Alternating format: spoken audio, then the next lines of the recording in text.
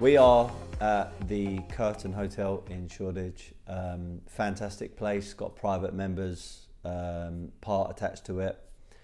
Been working here for well over a year now with our company Woodbury House, and one of the main top people here, a guy called Olivier, he's agreed that we could use the suite, which we're kitting out at the moment with some different artists, to do a few interviews. So I have a good friend, business person, ex-footballer, represented the country as in England, guy called Kieran Richardson, used to play for Man United. Like I said, very good friend of mine, and he's agreed to share his story, share the mindset of a footballer, mindset of a business person, and also about some of the things that he regards as quite important, such as education and schooling system, what other things people should consider, or even if you're a pro athlete making money, becoming a success, what you should be doing as far as education is concerned, how to invest your money, being able to give off the right energy, that kind of thing. So I think this podcast has got a lot of lessons inside of it, and I was really inspired by speaking to Kieran, and I'm humbled as well that someone like him has come on my podcast. So I hope you enjoy it. If you get a chance to come and visit the Curtain Club, the Curtain Hotel, or stay here, I suggest you do if you're in Shoreditch, London. And this is going to be coming out very soon. There's going to be a second part to it as well with Rob Moore. We're going to be talking, me, Rob, and also Kieran, about watches, property, art, maybe even cars, and talking about the benefits of them, maybe as investment, why people collect them, how the market's changed, how it's developed, how people are connected through these things as well, because there is many people don't realise, but things like watches certainly can connect people because it's a great conversation starter. It's a great ice breaker. It can also allow you to build rapport. So yeah, I'm looking forward to doing that. I think we're going to be on the Disruptive Entrepreneur as well as sharing it on my podcast, and I'm hoping we're going to go to Peterborough in the new studio that Rob and his team have systemised and put together.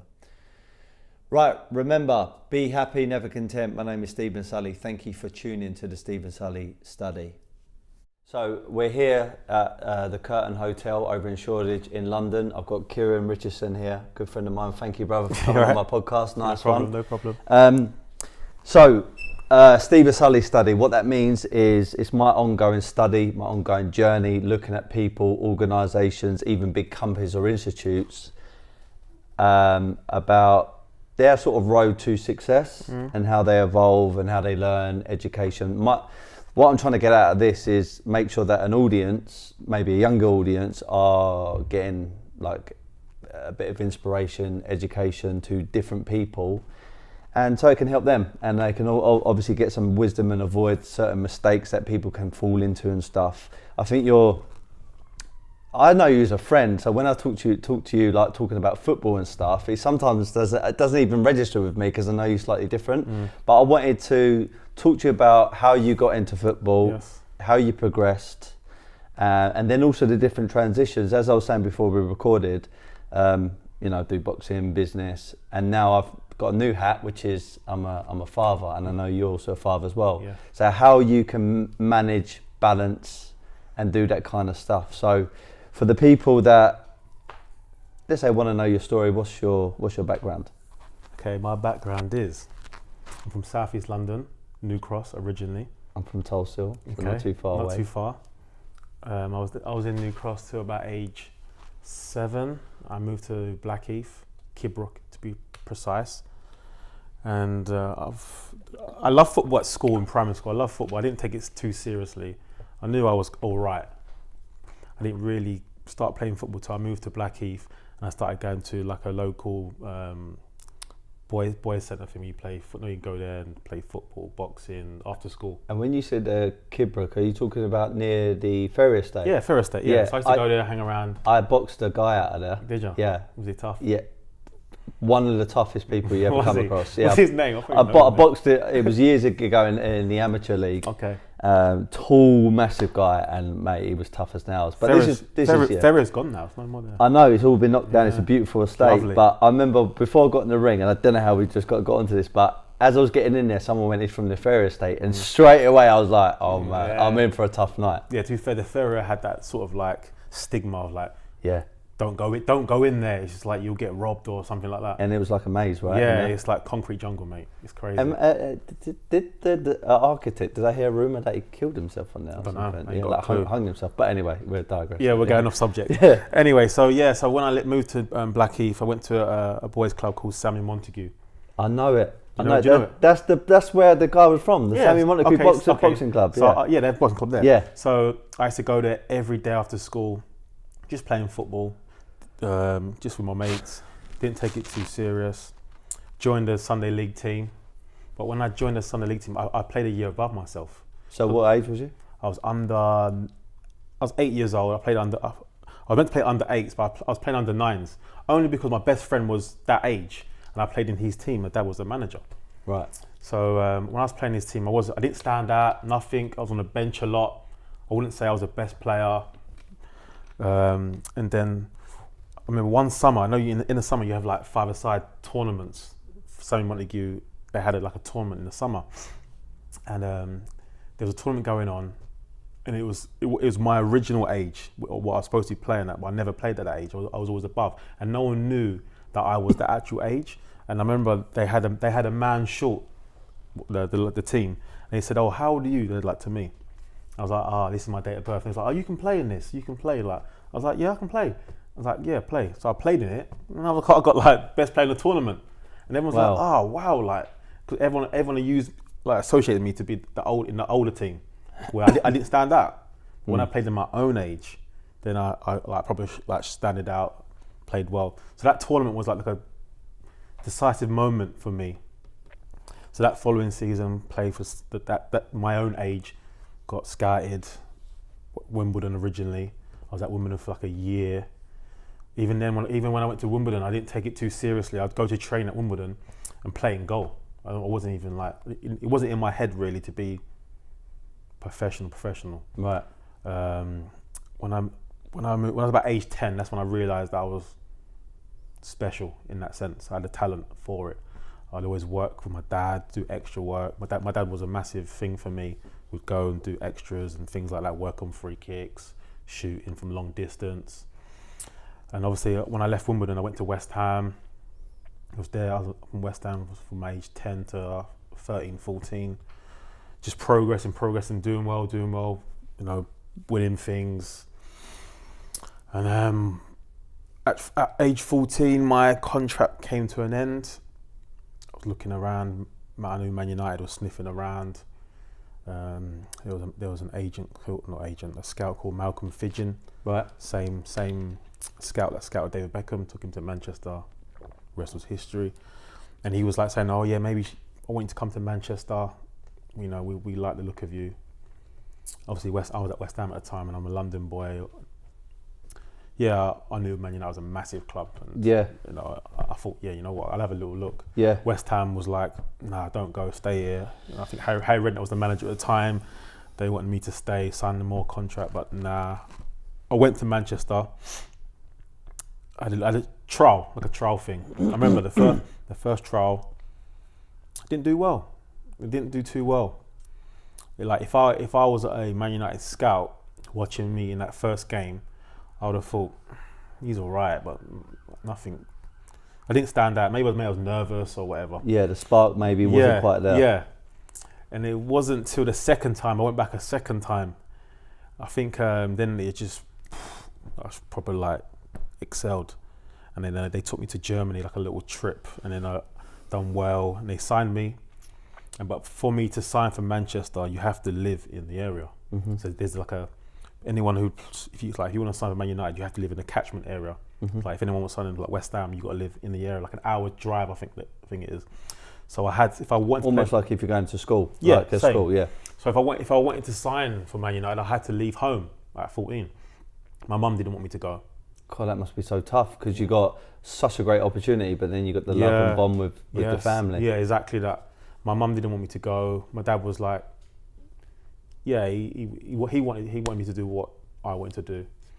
So it was it was an easy decision for me. Yeah. So I just wanted to go to Man United, sign for Man United, go score Manchester. It was amazing.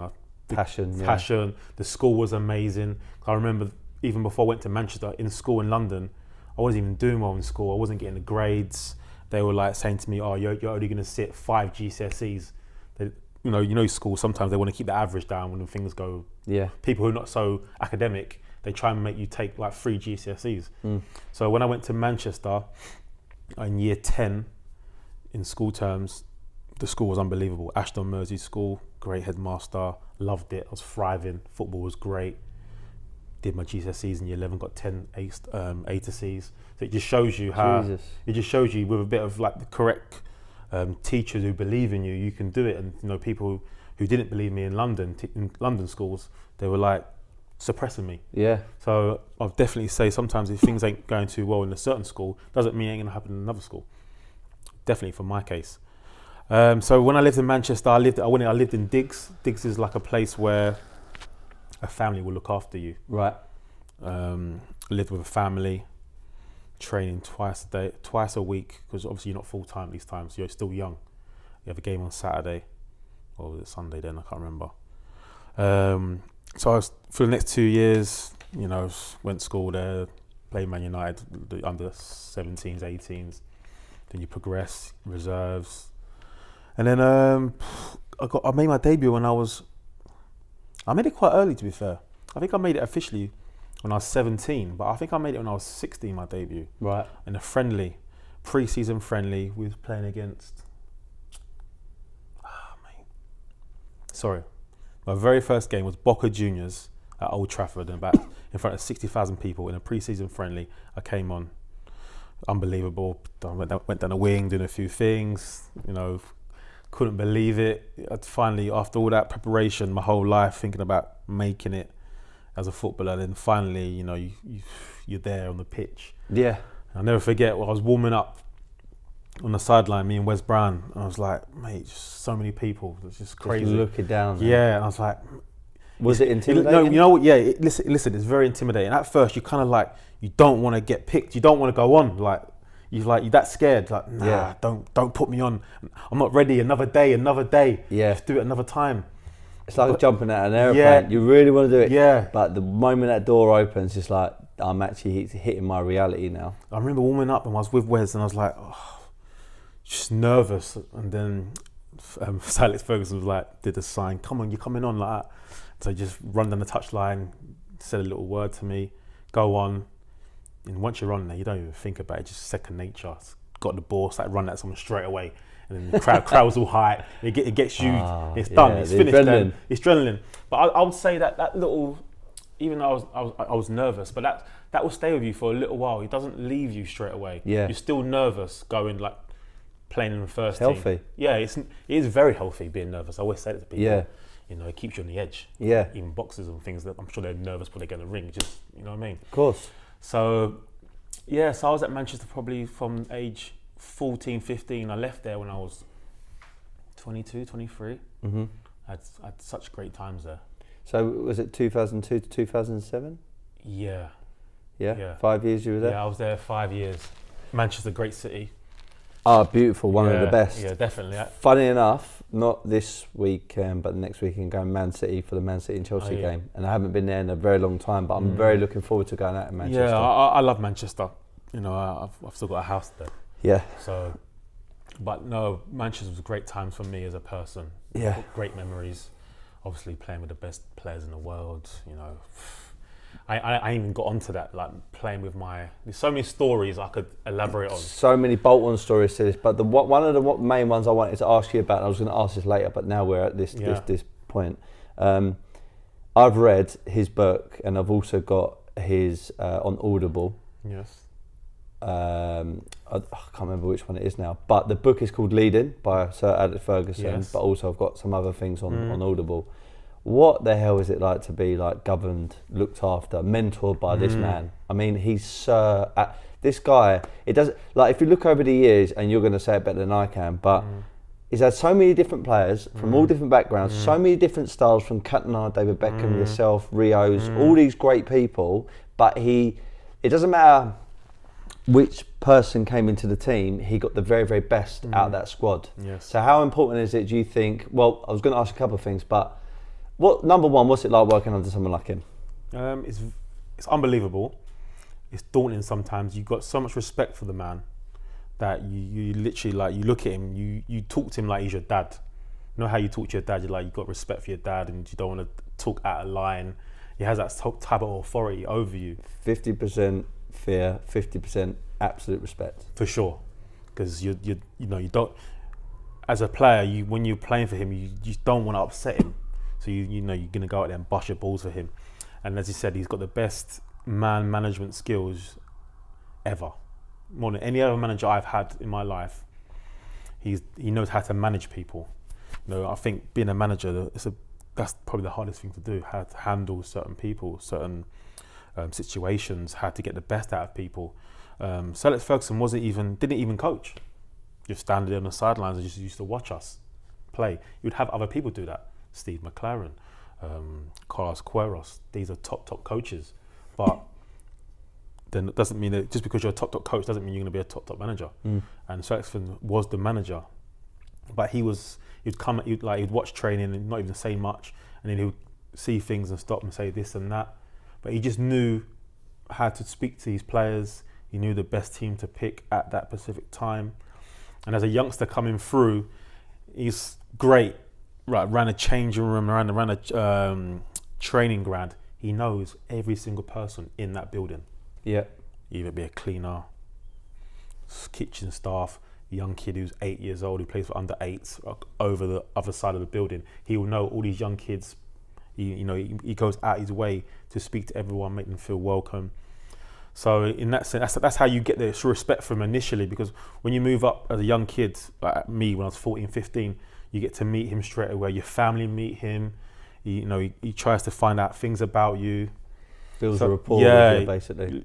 As I said, he becomes like a father figure, mate, to everyone. Doesn't matter who you are. Yeah. Ronaldo, Rooney, everyone looks at him as a dad. Yeah. So that's why I think he's probably got that, that aura about him. Yeah. I mean, even now, when I'm sure I haven't seen him in a long time, but even now when I see him, I will probably not tremble, but just like, right, boss, like, you know what I mean? He just give you a little clip right here. You're right, Kieran. You know what I mean? So, and even like I'll speak to other players, it's just the same. I've seen them on their posts. I see Rio, David Beckham. They always say the same thing. I haven't seen or been around him for a few years, but I always feel a little bit of fear when he's in the room. 100%. But he's a great man, and I've got nothing but respect for him. He gave me my platform. To go on to be a professional. Yeah. Gave me my opportunity, so I'll always thank him for that. Yeah. If it wasn't for him, I might not be here today. Yeah. So my football career at Man United I loved it. I won the premiership with them. What's that like? What's that feeling like? I mean, it's crazy. It's crazy. As a young, I'm going back now. When I was a young kid, like age 13, 14, all I wanted to do was win the FA Youth Cup. FA Youth Cup is like the best trophy that a young kid could win.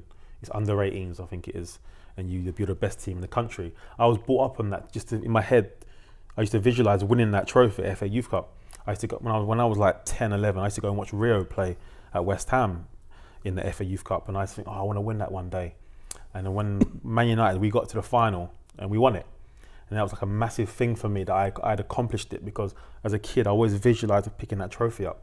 So that was a massive thing for me. One of my highlights of my career, winning that under 18s trophy. So the visualization, definitely, like regardless whether you're in sports, business, or you're just setting off your journey. Yeah, I would always do that. Like visualization is key. Before matches, I'd always visualize me doing certain things, me scoring. How am I going to celebrate? This and that. It's very good to visualize and you just make it happen. So so that was a massive thing for winning that trophy for me under 18s. And I think as well with Manchester United, the history of Manchester United, any player that had won the FA Youth Cup they always got a few players to make it into the first team. So when I was young, I installed it. I told all the people in the team at the time, let's win this trophy because we know the history. Like we know class of '92, like 8 of them made it as pros. So I always used to tell my players in my team, I was captain. Oh, was I captain? No, David Jones was captain. I was like a captain. I always used to say to us, lads, we've got to win this trophy, because you know if we win this trophy, we're going to get a chance to make it at Man United, because of history tells us that. You know, Alex Ferguson likes to put players in. Yeah. And when we did win that, I thought, yeah, you know what? Even though by then I'd already played a first team game. Okay. So yeah, that was a massive thing for me, winning that trophy, because I always wanted to win it as a kid. Premier League, winning the Premier League is just, you know, we know that's the highest level we can get in our country. Yeah. Obviously playing for the country as well, which I did, is another massive thing. But no, winning that Premier League, picking it up, Is it heavy? It's very heavy. Yeah. It's very, very heavy. It happens, you know, the day goes so quick though, when you're actually picking the trophy up and getting your medals and that. It goes so quick. Not only till now, when you look back and I see all my pictures I've got, you realise what you achieved. Yeah. I never forget a day when I was coming out of training one time. I was like 21. I was 21 or 22. 21, 22. Alex Ferguson was there. And he called me over. He was like, "You right, Kieran?" I was like, "Yeah, I'm cool." He was like, "How old are you?" And I think he knew my age anyway. I told him, "Yeah, Gaff, I'm 22." He's like, "You've done well so far, you know." Like, you know, I think he was like calculating what things I've done and how many games I've played, what I'd won. I think in that time period. Yeah. He was like, "You know what? You've done really well. You know, you've done some good things." And I was like, "Yeah." He said, "Just keep going. You know, you can win more things." And it was just to hear that, it was massive. You know, just to think that he was taking time to actually think. You know, this guy's done so much in such a short period of time. I already played for my country by then, England. I played for England when I was 20 years old. I know now when you look back, we've got these young players breaking through even earlier now. But back then it was a massive thing for me as well. And obviously scoring on your debut and things like that. You scored on for your England debut? Yeah, the way the England come about was crazy, because at the time I was at Man United, I was having an average season. I was 19 years old, 19, 20. And I wasn't doing too well, and I decided to go on loan. Right. Went to West Brom, didn't you? Yeah, went to West Brom. So Alex Ferguson said, "Go on West Brom, go on loan." So I went to West Brom. Brian Robson was the manager. Obviously, has that Man United connection. Went there, done well, we stayed up, and from that I got my England call up. So if I wouldn't have gone on loan, I never would have got that. Well, you never know, but I don't think I would have got that England so quick. Yeah. So it just shows you small little things you can. Maybe you know, I was on that path thinking Man United, but I had to go another path. Yeah. You know, to get another success. Yeah. Which was massive for me. Yeah. So you had to make adjustments. Yes. So when you were going on loan to West Brom, did you think in your heart, well, this is not Man United, so this is maybe a downgrade slightly? Or did you ever think that? And I didn't think that. I just thought this is an opportunity for me to play in the Premiership, show people what I can do on a regular basis. Right. But it did go from my mind. My dad would say to me, you never know, because if you don't do well at West Brom, you might not be going back to Man United. So you got to remember, every game you're being watched. Of course. And you're being judged. Yeah. So you have to perform at the highest level. Yeah. And my dad would always keep that installed in me. He'd always keep me on edge. Yeah. You know, he was my backbone for sure. Yeah. Even though my mum as well. Kept you grounded and stuff. He kept me grounded. He kept me on edge all the time. What I was going to say actually is winning the Premiership with Man United, talking about England scoring your debut, and we all know that, you know, when you become a very successful footballer, boxer or any athlete, the pay is there, then the fame's there, then you get endorsements. Yes. I've been around certain people in business, salespeople especially, have got the gift and they start making a lot of money, and there are certain people that it still makes them humble. They do the right things, but then there is probably more, I would say 70%, 80%, unfortunately, it can ruin them. So how did you deal with so much greatness from fame, money, endorsements, all this stuff? How did you remain fairly humble and grounded? I think your parents play a massive part in that. Your parents definitely. You know, I come from a working class background. My whole life I'd see my dad, my mum working, being business owners, doing business ventures. You know, we've owned video shops, we've owned sandwich shops. I used to work in these things with them and do it. I used to watch them as a little kid, you know, just hustling and bustling. So the value of hard work, hard graft. Yeah, because you got to remember, my parents had me when I was young. They were 16, 17 years old. Okay. So it was very hard back then to, you know, raise a kid. my dad had to go out and work. We had a coat hanger company. Wow, random. Random, very random. I remember we was in Jamaica. My dad saw some guy just delivering coat hangers. He's like, I'm going to do that back in England. And we had a coat hanger company, and we used to go and deliver the boxes to all the what they call the cleaning shops, get you dry cleaning shops, right? To them. So in me, I was always a natural. It came natural for me to watch how to do businesses. You know, that's how I think me as my person, how I am now, who I love to do business, is because I think it's embedded in me as a young kid, seeing my mum and dad do that. But as you said, I know when I've subject a bit there, young kids these days, is I believe reason why I stayed at a certain level and didn't, you know, not spunk your money, because it does happen, because I was always I was conscious about money. I know it doesn't last forever. A lot of people these days, it doesn't matter if you earn £1 million a week or £10 a week, if you've blown it every bloody week, it doesn't matter, you're going to run out. Yeah. So a lot of people are not educated. They think it's going to last forever, especially footballers.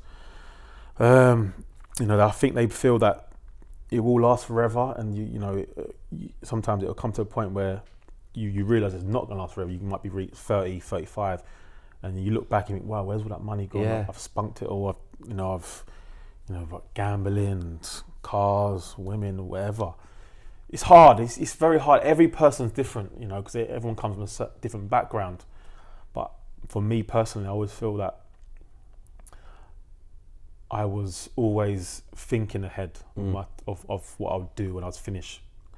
Like when I first got my first pro contract, I bought a flat straight away. When I got my second contract, I bought a house straight away. Next contract, I bought another house. It's just more, I was always invested in preparing for the life after football. Yeah. And a lot of footballers do not do that. They don't prepare. They always think, okay, I'm just gonna make £100 a week for the next 20 years, and I should have enough at the end. Yeah. And sometimes they don't. Yeah. You know, you can just blow money. It's easy to blow money. It's easy. Yeah. So you have to prepare for that. And I don't think. Also, there's a thing called PFA. They look after all footballers, try and give them educational things about pension schemes and things. But I don't feel that they educate footballers enough how to manage their money. Mm-hmm. All they turn around and say to you is what they did to me in my era. Oh, pension scheme, put your money in it, that's it. I remember Anton actually talking to me about this when me, Ruben and him sat down, and also Cheeks actually, and he was saying, they would just approach certain players and say, right, this is a scheme, and it's kind of telling them what to do with it, and then so many of them done it. I'm not saying every single one was a scam, but they end up losing a lot of money because of it, and I think if you can get it, and it doesn't matter what walk of life you're in. I mean, I spoke to Robbie Lloyd-Taylor about this as a pro boxer when he won the prize fighter. He also got money, endorsements, bit of fame. And it's at those moments where you've got to stay, I'm going to coin the phrase what Anthony Joshua says, but stay hungry, but also humble, hungry, whatever. Yes. And I think that shrewd move about thinking, okay, I'm making it now, time's going to move on, and so is my career. I've got to think about 10 years from now, 20 years from now. How can I have assets which are giving me passive income, and how can I invest into my own brand and my own legacy? I think people like David Beckham's done a fantastic job. Amazing. Ronaldo. It looks like people like Anthony Joshua are doing a fantastic job now, and obviously someone like yourself, because like I said at the start, when I speak about you, think about you, I don't actually ever think about a footballer. I now think about this business person and also more of a friend. Yes. So you've made that quite smooth transition, and I think, as you said, you're surrounding mum and dad, but would you say there's other people in your life, like mentors or other business people you've been affiliated to? Books, podcasts, anything like that? To be honest, I've never been an actual big reader, if I'm completely honest. And as you know, reading is a massive thing. To get the knowledge and things, you have to be able to read. I thought for me, I've never been like that. It's been more, as you said, listening to things. I listen to a lot of things, podcasts, or I watch a lot of stuff on YouTube. But as I think, just for me, on a personal note, I just think it's the way I was brought up as a kid. My dad would always tell me about, even though you've got this contract, it might be your last contract. So even when I was 23 years old and I got a contract, my dad would say to me, okay, you signed a 3-year deal, but this might be your last money you get. What are you going to do with it? So I always had that in my head, when I think some people might not have that, you know. He always used to embed it to me. This might be your last contract, so just make sure you prepare for it. And I would do that with the money I had in that one contract. I would prepare just in case if it did end tomorrow, I was financially all right to go and do something. So when I did retire, well, I'll say retire, I'm only 34 now. When I stopped playing 2 years ago, the transition was so easy for me because I had so much off the field things going on. Now when people talk to me about football, they remind me that I was actually a footballer. Like I don't actually think about it. Like I don't think, oh yeah, I was a footballer. Even though I'm a footballer, it's more I'm thinking about what I'm doing business-wise. So I don't want to say I'm kind of tuned different to most people, because I'm sure other people are like me as well. But I was always preparing from even when I was 21, 22, 23. I was always preparing then for life after football. Even though I had a long career, but I was always ready for it. Yeah.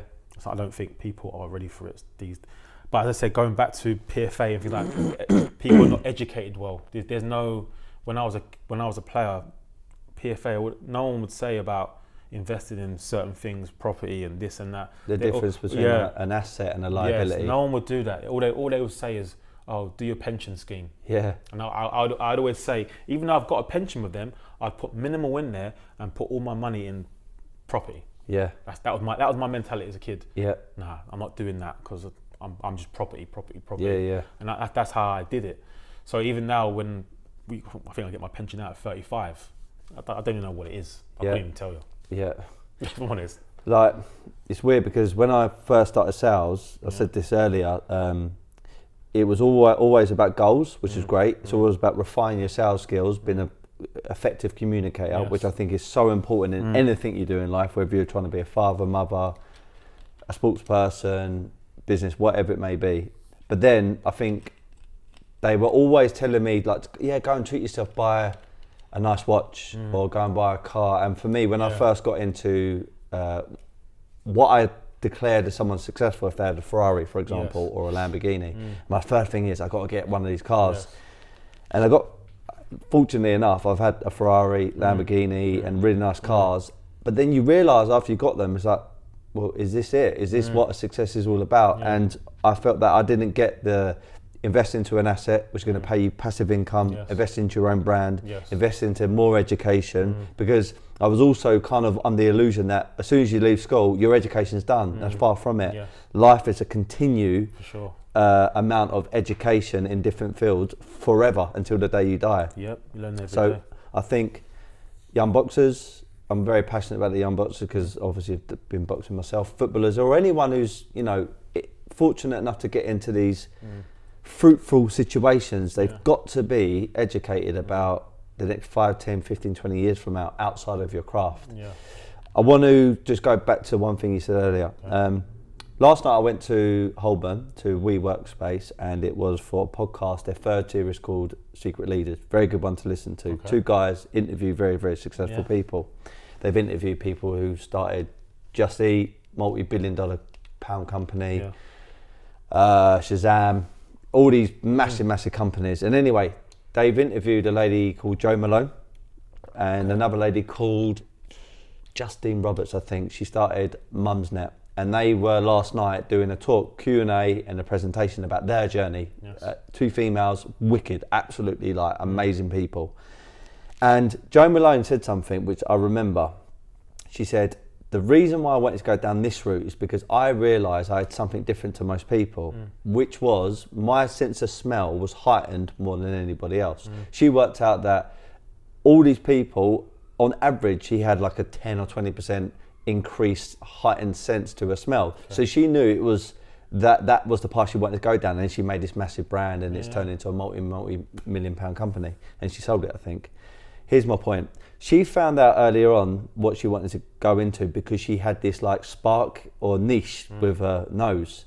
You said about that there was a spark when you was about 10 years of age as a footballer, but what about people that haven't quite found that little spark? What would you say for them to try and find it? Because everyone's got a role to play in life, but it's about how can you find your little niche?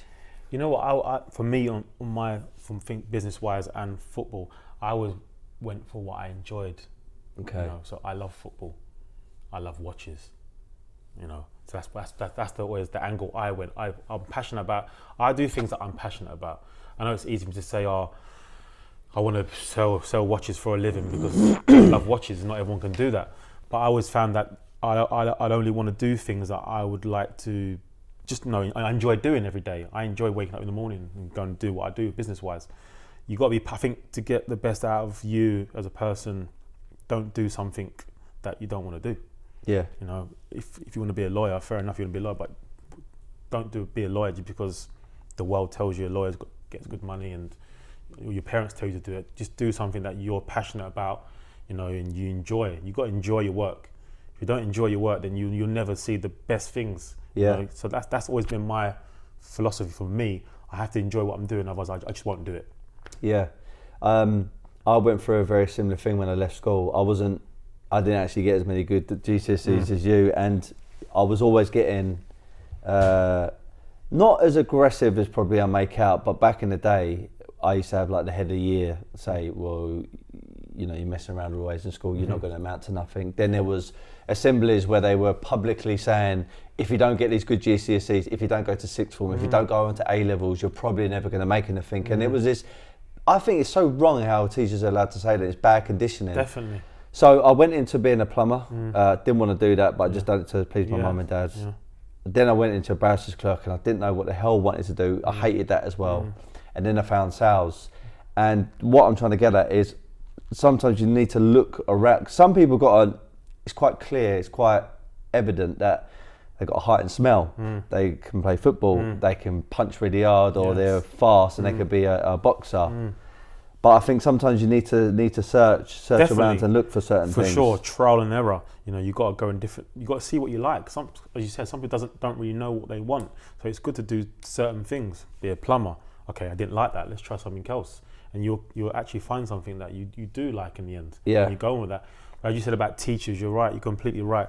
I do feel like they condition people where you think that, oh, I need these certain grades. Don't get me wrong. It's great getting grades, but it's not the end of the world. I know guys who haven't got no grades, but they're billionaires, or, you know, got a lot of money just by, you know, just being good people and, you know, learning. You're never too old to learn. Yeah. Even if you don't get no GCSEs, it doesn't matter. You can start again. And go and learn. And you know, as the whole school system, I feel like uni. I didn't go uni, but as soon as you go uni, you're in debt straight away. You got to get a loan. You know, it seems a bit backwards. Yeah. It's crazy. It's crazy. And I'm not knocking it because my partner, she went and she got a fantastic degree. Listen, I'm not knocking education because, you know, having education is key, and no one can ever take away from you what's up here. Yeah. You know, you can learn so many things, but I'm just saying, for me, I believe just because you might not get these certain grades doesn't mean that you can't go own a company. You can't do this because everyone who's got these degrees and things like that, you're just another number. So when your resume gets put to someone, they've all got the same thing as you. But what separates you from them, it's about character. Yeah. When you go for an interview, they'll be like, yeah, you know, I like this guy. They buy into the guy. They don't buy into you. Yeah, you got the grades, but 100 people got the grades as well. Yeah. So you're going to get a job by you meeting the guy and, you know, coming across well with him. Feeling the energy, feeling the aura, and being an effective communicator. And I know I talk about this all the time. Regardless what field you're going to go into, learn how to sell to a degree, because it's all about how you present yourself. For sure. It's about how you communicate and how you can get your point across and be an effective persuader, basically, in a good way, you know, not in a malicious way, in a very, very positive way. So let's say going from football then into business. Yes. I know you've got a passion for watches, maybe jewellery, cars and stuff like that. But how did, you only stopped playing football a couple of years ago, you was at Cardiff? Yes. What sort of, the penny sort of dropped thinking, right, I'm going to now leave a career which is paying me good money, it's, you know, I'm enjoying what I'm doing. How do you kind of make that transition to go into a completely different walk of life? Or was it not as dramatic as that? Yeah, it wasn't dramatic as that. As I said, every player has their own, you know, their own situation. Mine was, as I said, I told you, I've always been preparing for that. You know, as you said, I've been collecting watches now for 17 years. And that was my passion when I was playing football. Watches was my passion. I used to love buying watches, learning about watches, you know, and I'd try and tell people, oh, don't buy this watch, buy that watch. It'll go up, it'll go in value. So from there, from collecting watches, I met a lot of big dealers around the world, became friends with them, you know, and I thought, you know what, this is the type of thing I'd like to do, you know, buy and sell watches to people. And it just fell into that really. So when I stopped playing football, I already had these seeds planted for me. I kind of knew what I wanted to do. Yes, I had property as well. I had the property, but what made me happy was buying and selling watches to people, helping people build collections, you know, making people like just enjoy things. I love seeing people, you know, just me selling a watch to them and watching their smile on their face, like they're happy to get that. That gives me a buzz. Yeah. So I love that. I love buying something and, you know, selling it, closing a deal. That just gives me a buzz. Yeah, kick. That's me. I just love that. So my transition was very easy. Even though I'm not officially retired, I'm still young, I can play, but in my head, I know that I'm probably not going to go back and play football. But it doesn't bother me one bit. You know, I've had my great time as a professional footballer, great memories, and you know, I've got that in my head, in my memory bank.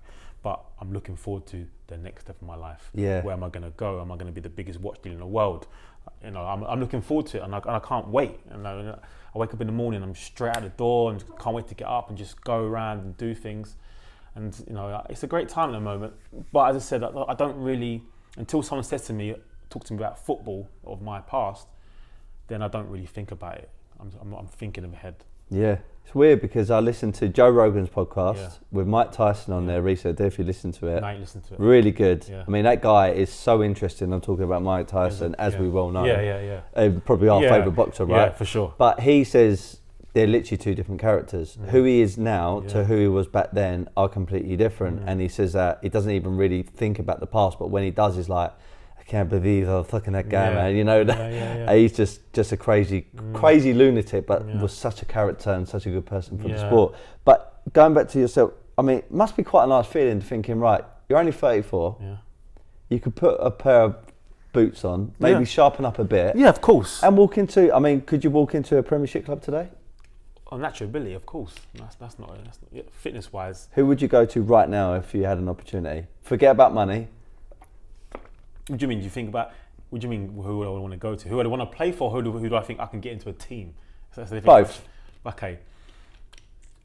I think I could probably get into any team, probably apart from the top 4, top 5, like in the squad for sure, on ability wise. What a nice, wicked feeling that must be. For sure, yeah, that's not a problem. Like if I could go and train with Chelsea right now and train with them and not look out of place. It's you know, you're so conditioned, you're trained. It's there. You'll never lose it. You'll lose the fitness. Like I don't have the fitness now. It'll probably take me a month to get it back. Yeah, I was going to say that. Yeah, you'll be there. Yeah, muscle memory. The memory's there. Bang. The memory's there. So in that sense, yeah. But I would like to, if I could pick any team I would play for, honestly, would be Arsenal, because I support Arsenal. Yeah. Yeah, but I'm not thinking about that. Yeah. You know, I know that's gone. That's never going to happen now. Yeah. But so I just focus on my next step of my life, my wife, my kids. Yeah. Raising them. That's another big factor as well. I was going to say this. With my football. When I was 32, I had opportunities to go around the world and play football, but my family were based in London now. We were settled. My kids were going to school. Yeah. And I thought, I could go to another team up the road and get paid money, but it might only be for one season, 1 year, and you know, I'd rather be my family settled and me be in a certain place, and then traipsing my kids around the world, you know, not them being settled, because it's very important to have your children stable. You know, it's not good to have too much, especially my own kids. I know my kids, and they like to be in they don't want to be going everywhere. Yeah, yeah. So I made that decision as a dad, and my wife as well, that we want to be here and we're staying here, we're not moving. Yeah, yeah, good. Won't go get so much into watches, even though I was going to, because don't get into that. That's another day. That's another day. Rob Moore wants to have this three-way conversation on his podcast, which I'm really looking forward to. So if we can do it, that'd be great. Yeah. so you've moved into this sector, it's your passion, business, everything else. What was I going to say earlier? This is it. So I done a podcast episode a little while ago saying the reasons why people should buy watches. Or if you want to be a success, it's not a must or have to, but it's something to consider. And I've got a reason behind this. Buying watches, you can probably support this as well. Certain brands, Yes. Patek Philippe's, Richard Milles, certain APs, everything else can go up in value, so it could be a good investment. But I think it's more important to have some of these watches on in the right circles because it's a conversation starter. Oh, yeah. And as we well know, conversation starters can literally manifest into incredible stuff. Like the whole reason why I'm doing this podcast, the honest truth, right peel back. I was sitting at a seminar once, listening to Rob Moore. I had my Patek Philippe on 5990 Nautilus. He noticed it out of everyone in that room. There must be a good 100 people there. Yeah. He come over to me live as he was doing it, going, "That's a nice watch." They pulled me to a side and we started talking. Then he kind of half convinced me to do a podcast, and now here we are. That's because of a watch. Yeah. So I feel like getting certain watches, if you're blessed or fortunate to be in a position to get them, if you're in the right circles, of course, not if you're going to the wrong places, in the right places, can help you broaden your network. If you were to give everyone any advice about the kind of watches they might want to collect, invest into ones that are going to give you a bit of respect, feel good factor, what would you say? As you said there, Rob loves watches. That's why he probably came over to you straight away. Mate, he is obsessed with the watches. Yeah, I know he is. But it's a good thing to get. Definitely. I do tell my clients, my friends as well. First thing people do, and I know I don't want to sound too materialistic. People just look at your watch. You know, and obviously me being a watch guy, if I see someone with a nice watch, you know, it already rings alarm bells in my head. Like, okay, you know, he knows what he's got, he knows what he's doing. So what I would, I was gonna say this actually. It kind of almost, I know some people can fake it and stuff. Yes. Yeah, which it is what it is, but it validates that person before even opening their mouth. It's almost like, well, they got that watch on. Yeah. You know, like what's he do? Who yeah. is he? Yeah. Like I don't know if I can say this, but even they got tall blue on. Yes. Like if the people that know will know the price of that, but also know that it's more than the price. It's about like the heritage of it, the mechanics of it, the complications of it, and therefore it kind of almost supports that person could be quite educated or could be well connected. Do you see what I'm trying to get at? Yeah, for sure. Listen, go back to your first question. You said, what sort of watches would you recommend to people? It's a hard one because everyone's different. I buy watches because first of all, I have to like the watch. You have to like the watch you buy because you don't want to buy a watch and you don't like it. You got to be able to wear it. I wear all my watches. I know some people buy them for investments and that, but for me personally, I buy what I like. Even though I know what to buy, which brands to buy. Me on a personal, the brands that I sell and stick to are Rolex, Richard Mille, Patek Philippe, and AP. They're the only brands I deal with. So I don't have any other brands. I don't sell any other brands. Cartiers, Hublots, they're all good brands in some respects, but I know what's popular. I know what sells best. Them 4 brands sell best by far. So I would say stick to them 4 brands if you want to get involved. Doesn't matter if you're buying a £5,000 Rolex or £1 million watch. You've got the name, the brand there. So yeah, fair enough. The thing I was gonna, you might as well answer that. The thing I was gonna ask you, I'm gonna completely change the subject now.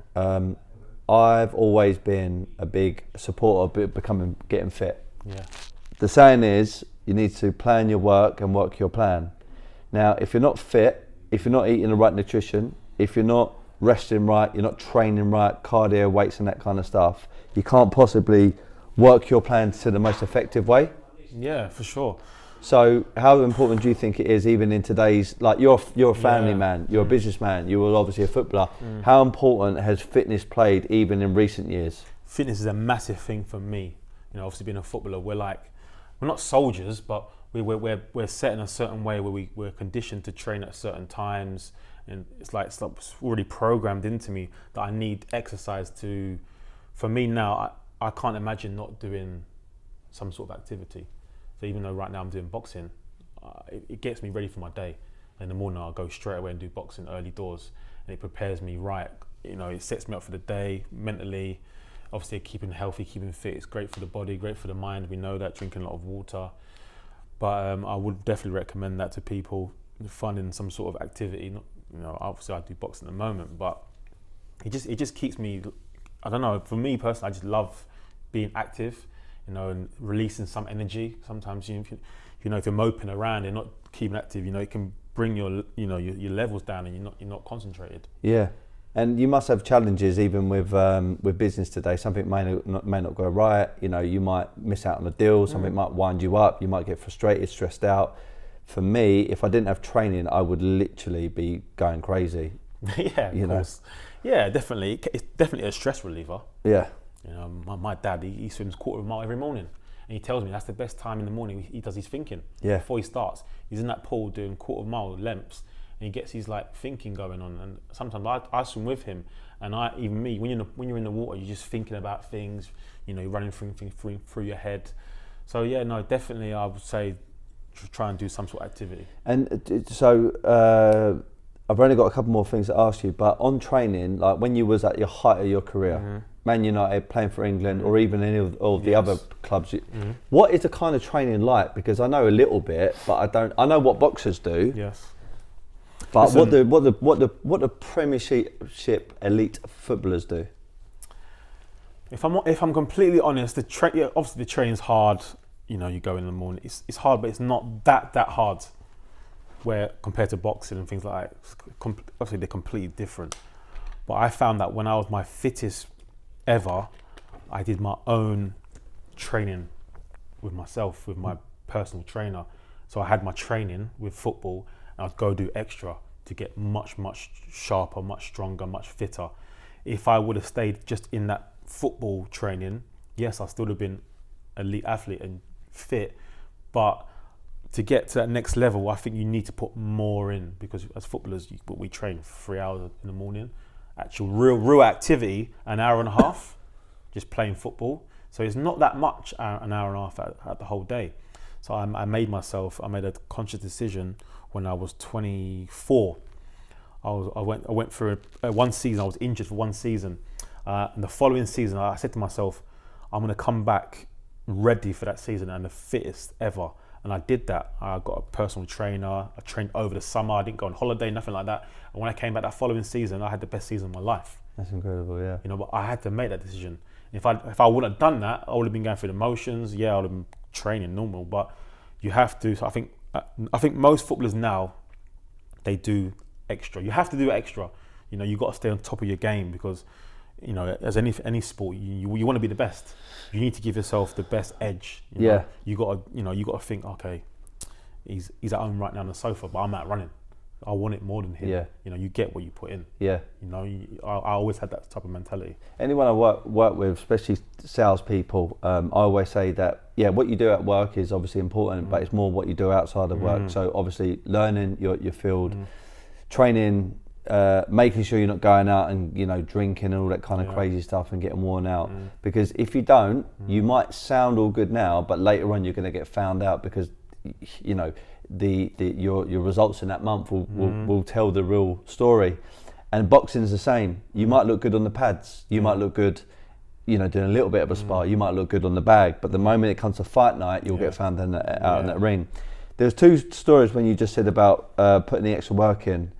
I don't know if this is a myth, but I remember hearing about Wayne Rooney, about he scored in one season more headers than he did in most of his career at Man United, because when that summer came, he practiced just headering the ball, and I think he was the most effective I don't even know what you call it, headering goals for that season. And he just proved that if you sacrifice certain things and work on small little niches in your performance, you can really become outstanding. For sure. I don't know that story, but it doesn't surprise me one bit. If you decide to work on a certain thing, it doesn't surprise me that he scored more headers than normal, because he put that time and effort in. It's like anything, you put that time and effort in and try and learn that specific craft of heading. come game day, it's going to be second nature to you. Yeah. And if you don't do that, then it won't feel second nature to you. So like in any aspects of life, if you want to, whatever you want to do, you've got to put that specific work in for that specific task. Yeah, definitely. Couple more things then. Just going to be some random questions. What would you say in like maybe football or even business? Yeah. What's been like your kind of worst, most challenging, darkest moment, and how did you overcome it? Oh, I've had a few dark moments. Dark moments. You know what? I say I've had a few dark moments. It's not, when you look back now, it's not really dark. When you go through bad, you're not playing well. They're probably your darkest moments. But when you're a footballer, you take it to heart so much. As like you play a bad game. Like I would play a bad game and I'd go home and just, I'll be a zombie. I'll be thinking about that game for the next 4 days. Well, not even that, until the next game, to try and put it right. So as footballers, and I'm sure most footballers are the same as me, when we have bad games, it plays on us. We want to try and put it right. But when you look back now, it's only a game, it's only football. They're my darkest moments, really. Actually, probably having a little bad run of a spell, have a bad form. But as you know, form's temporary. If you've got the ability, it'll always come out in the end. Yeah. So as footballers, you'd always find that if you're a good player, even though you're having a bad form, you always will rise to the top in the end because you're a good player. Yeah. So what's been your best moments, like even in recent years? It doesn't have to be about football. My best moments in my life so far is definitely my children, having kids, my wife, on a football terms, playing for my country. What was that like? Walking out, having that top on, everyone just so passionate. Mate, you're like the modern day bloody gladiator. No, listen. As I said, with football as well, you're not in a bubble, but you're in your own world. So like you don't really realise what you're achieving. I'm sure a lot of people are like that, sportsmen. You don't really realise what you've done until you've actually come out of it and you look back. You think, wow, I actually done that. I actually played for my country. I walked out, put the jersey on, scored a goal for my country. It's crazy. What was that like? Oh, unbelievable! Like one of the best days of my life. Euphoria, autonomy, everything. Like it's a funny one as well. But with that game specifically, my debut for England, I wasn't even supposed to start. Stuart Downing was starting before me. He got injured the day before in training. Oh, see what I'm saying? Some things, it's all about timing. It's all about timing. Some things are meant for you. You're meant for your time. And the day before we played that game, I was practicing free kicks, practicing, and they were going everywhere. Row Z. I wasn't hitting the target. I couldn't hit the target to save my life. And in the game, the free kick came. I remember I stood over the ball because I've always been good at free kicks. And I think someone, I can't remember who was standing next to me. It might have been Genius at the time. He was like, "Oh, I've got this one. Like, I'm going to take this." Obviously, he must have been thinking, "Oh, no, yesterday, mate, you was awful in free kicks. Why are you even standing there?" And I was like, "Nah, this is me, mate. Bang, top corner, done." Do you know what I mean? So, So definitely the practicing before, it definitely prepares you for the game. Yeah, wicked. So if anyone wants to find you, social media? Yeah, I got social media, Broadwalk, that's my social media. People say to me, why Broadwalk? Why is your name Broadwalk? Broadwalk, well, it's the name of my company, but also that's the road as a kid. My road as a kid was called Broadwalk in South London. So I named my company after that, and that's it. Nice. Yeah. I always have a catchphrase after my podcast. I always say, be happy, never content. And what I mean by that, because they're quite conflicting. Yes. Be happy is a state of mind. Yeah. People talk about sometimes, I remember when I was a kid, people were like, I want to go to Australia to find happiness and all this kind of stuff. Yeah. Don't get me wrong, I bet places around the world can make you feel happy. Yes. But happiness for me is a state of mind. Regardless if you're going through adversity, challenges, you can always find goodness out of them. And sometimes they're your best lessons. So state of mind, being happy, but never content. What that means is I'm happy, but I'm always looking for a higher level. So I'm not unhappy and trying to pursue it. I'm happy, but looking for the next kind of sector or chapter in my life. If I was to ask you, be happy, never content, what does that mean to you straight away? Just be the best you can be. I'm similar, even though I'm very happy in my life at the moment. I always want to try and be better. Not saying that even if I stayed at a certain, I just want to improve as a person, not just financially. Just being able to improve as a father, Yeah. as a husband. That's my main focus for me on that level. And obviously I'm a firm believer in God. So me being close to God makes me happy. So that little thing there, you're right. It's like that with me as well. But I'm definitely content. But it doesn't mean just because I'm content with my life at the moment doesn't mean I want to go on and do better things. Yeah, wicked, sure. Wicked, mate.